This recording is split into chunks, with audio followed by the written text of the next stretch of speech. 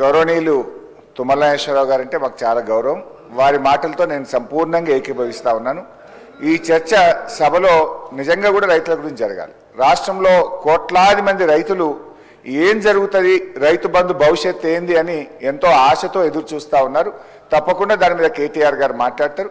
దయచేసి నేను స్పీకర్ గారిని కోరేది, కేటీఆర్ గారు 5 నిమిషాలు మాట్లాడితే తుమ్మల నాగేశ్వరరావు గారు 3 సార్లు వేసిండ్రు.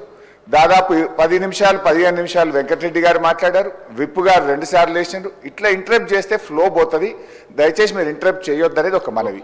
ఇక వెంకటరెడ్డి గారు నా పేరు తీసుకున్నారు కనుక నేను దానికి పరిమితంగా చెప్పే ప్రయత్నం చేస్తాను. ఎందుకంటే సభను తప్పుదో పట్టించే ప్రయత్నం చేసినారు. ఒకటి, మిషన్ భగీరథలో 50,000 కోట్లు తినేశారన్నారు.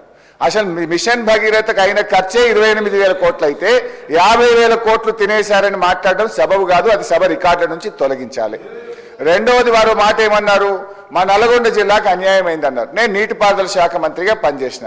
సభ అయిపోయినాక నేను ఆయన ఇద్దరం కలిసి సీదా పోదాం, పాండి ఎక్కడికి పోదాం, తుంగతుర్తికి పోదాం, సూర్యాపేట పోదాం, కోదాడ పోదాం.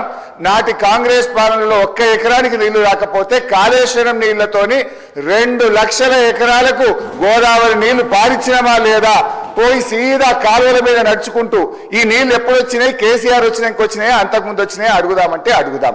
మూడోది, నల్లగొండకి ఏం చేయలేదని మాట్లాడడం కూడా కరెక్ట్ కాదు. నల్లగొండలో 3 మెడికల్ కాలేజీలు పెట్టింది కేసీఆర్ గారు.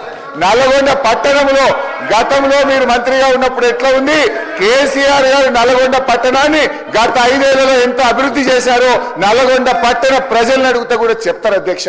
యాదాద్రి పవర్ ప్లాంట్ ఇచ్చిన అధ్యక్ష. ఇలా నల్లగొండను అన్ని రకాలుగా ఆ జిల్లాను సమగ్రంగా అభివృద్ధి చేసింది బీఆర్ఎస్ పార్టీ.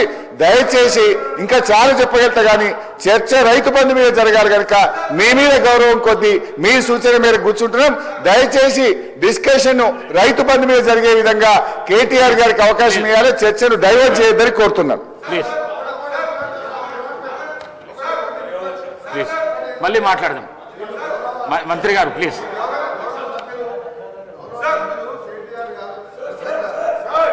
గౌరవ సభ్యులు కేటీఆర్ గారు 24 గంటల కరెంటు విషయానికి వచ్చినప్పుడు మాత్రమే లేచిన. రైతు భరోసా మీద మాట్లాడినప్పుడు నేను లేవలే. రైతు భరోసా మీద మాట్లాడినప్పుడు రైతు భరోసా రాజశేఖర గారు, నేను కేటీఆర్ గారు చెప్తున్నా, రైతు భరోసా మీద లేవలే సార్. ఇంకొకటి, వారు మళ్ళా సభను తప్పుదో పెట్టేగా హరీష్ రావు గారు నల్గొండ జిల్లాకు కాంగ్రెస్ పార్టీ సార్.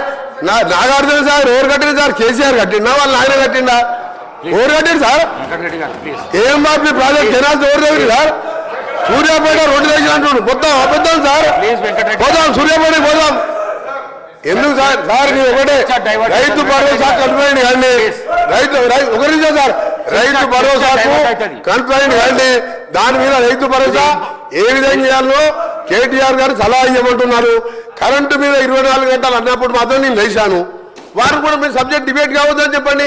మేము అడగ మధ్యలో ఇది రైతులకు సంబంధించి అంటే ఓన్లీ రైతు భరోసా, రైతులకు వేరే సబ్జెక్ట్ మాట్లాడి వాళ్ళలేదు. మేము ఇంపార్టెంట్ చర్చ ఇది డైవర్ట్ అయితే. అవును సార్, మీరు కరెంటు విషయం వస్తే మళ్ళీ వేరే చర్చ పెట్టండి. కరెంటు మీద వేరే చర్చ పెట్టండి. లాగ్ బుక్ లేదో బయట పెడతా నేను. ప్లీజ్ కూర్చోండి. ప్లీజ్ కేటీ రామారావు గారు, ప్లీజ్ కేటీ రామారావు గారు.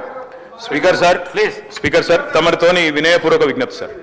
దయచేసి ఒక 10 రోజులు హౌస్ను పొడిగించండి. 10 రోజులు హౌస్ను పొడిగించండి దయచేసి. పొడిగించి ఇప్పుడు మంత్రి గారు కోరిన విధంగా ఒకరోజు ఎలక్ట్రిసిటీ మీద చర్చ పెట్టండి. మన మంత్రి గారు కోరిన విధంగా ఇరిగేషన్ మీద చర్చ పెట్టండి.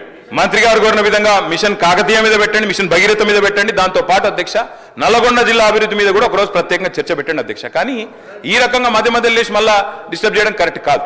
రెండోది అధ్యక్ష, మంత్రి గారి వైఖరి ఎట్లుందంటే వెంకన్న వైఖరి, మా ఇంటికి వస్తే ఏం తెస్తావు, మీ ఇంటికి వస్తే ఏమి ఇస్తావు, అట్లున్నది ఆయన వైఖరి అధ్యక్ష. ఆయననేమో అడగదు అధ్యక్ష,